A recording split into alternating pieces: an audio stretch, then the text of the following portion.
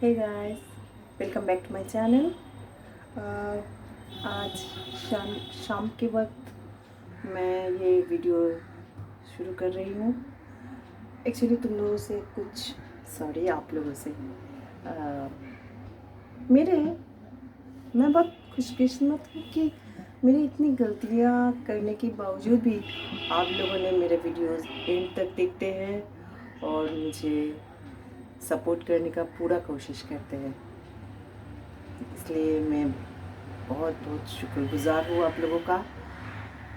तो जिस बात के लिए मैं आज इस टाइम वीडियो शूट कर रही हूँ कि एक्चुअली मैं उस दिन आप लोगों को कहा था ना कि पापा के घर जाऊँगी बहुत दिन बाद और उसका रिएक्शन भी देखूँगी, पर मैं उस दिन रेडी होने के बाद भी जा नहीं पाई क्योंकि मेरा ऐसा लग रहा था कि शायद मैं जाऊँ तो मेरा थोड़ा थोड़ा सर्दी ज़ुकाम तभी भी था, तो ऐसा लग रहा था शायद पापा को अगर इन्फेक्शन हो जाए, इसलिए उस दिन मैंने गई नहीं।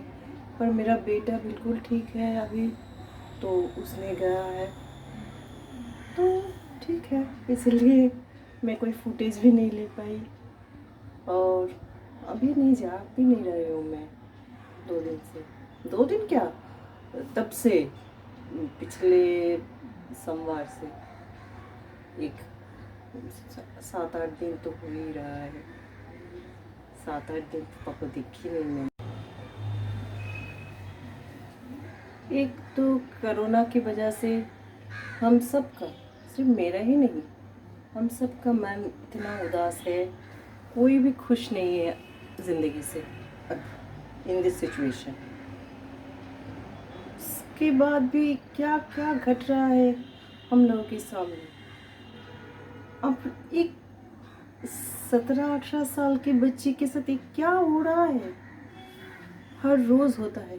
पर इंसान दिन ब दिन दरिंदों की तरह बिहेव करने लगा है। दरिंदा हो गया है क्या? भगवान ने मुझे बेटा दिया है, इसीलिए मुझे मानना है एक बेटी को पालना जितना एक माँ की या एक पेरेंट की एक दायित्व है, उसे सेफ रखना, उस वो सेफ रह सके इसका उसे वैसे उसे तैयार करना। पर एक बेटे की माँ को भी उससे ज़्यादा कंसर्न होना पड़ता है क्योंकि उसका बेटे के दिमाग में क्या चल रहा है उसे समझे, उसे उसके दिमाग में कुछ गलत सलत चीज़ आ ना जाए, इसे देखे, इसका ख्याल रखे पूरी तरह। मैं तो रखने का पूरा पूरा कोशिश करती हूँ, आगे ऊपर वाला जाने। और पता नहीं, ये सब देख के ना बहुत डर सा लगता है कि इंसानियत नाम की कोई चीज़ ही नहीं रह रहा है। मेरे बेटे का ना एक कंप्लेन है कि मैं और उनके पापा दोनों ने कभी भी मेरे बेटे का कोई भी काम, गलत काम को सपोर्ट नहीं करते। अरे क्यों करो भाई, आज से हम गलतियां उनकी माफ़ कर दे तो बाद में जाके तो वो कौन कौन चीज़ गलत है, कौन सही, कोई क्या चीज़ सही है, वो तो समझ ही नहीं पाएगा ना। तो उसे तो समझाना हम पेरेंटों का काम है।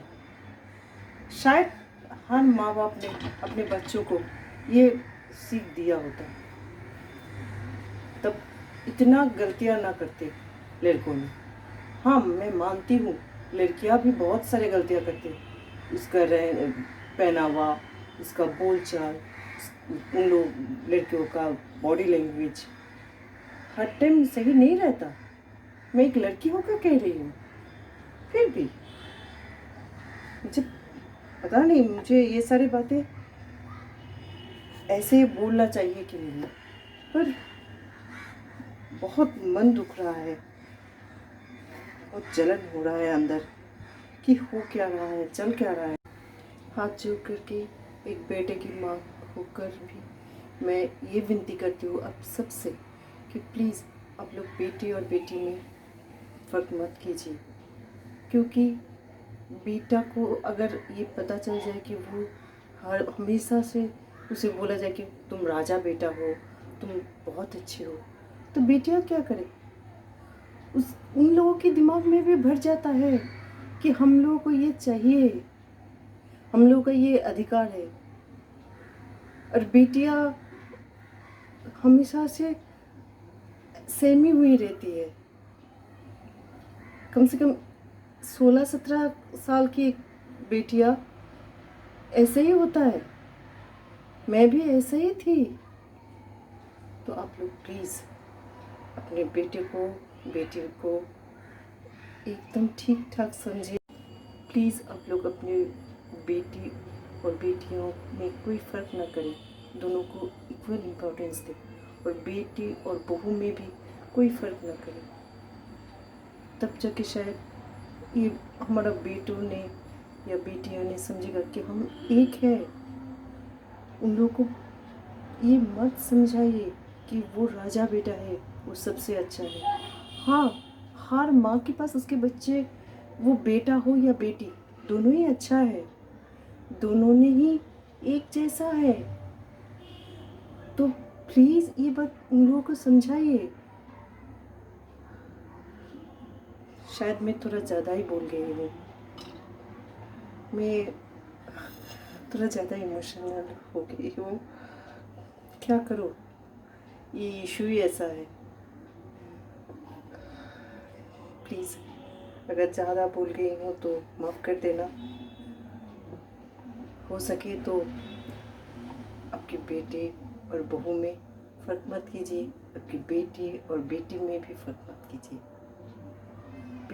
बेटे का गलती उसे दिखा दीजिए कि ये तुम्हारा गलती है, बेटी का गलती भी दिखाइए कि ये तुम्हारा गलतियाँ हैं, तुम इसे सुधारो। उसे 2 डांट दीजिए, 2 थप्पड़ मारिए। एक माँ बाप का हक है बच्चों को डांट के पीट के किसी भी तरह उसे सही रास्ते दिखाए। और क्या बोले। नमस्कार।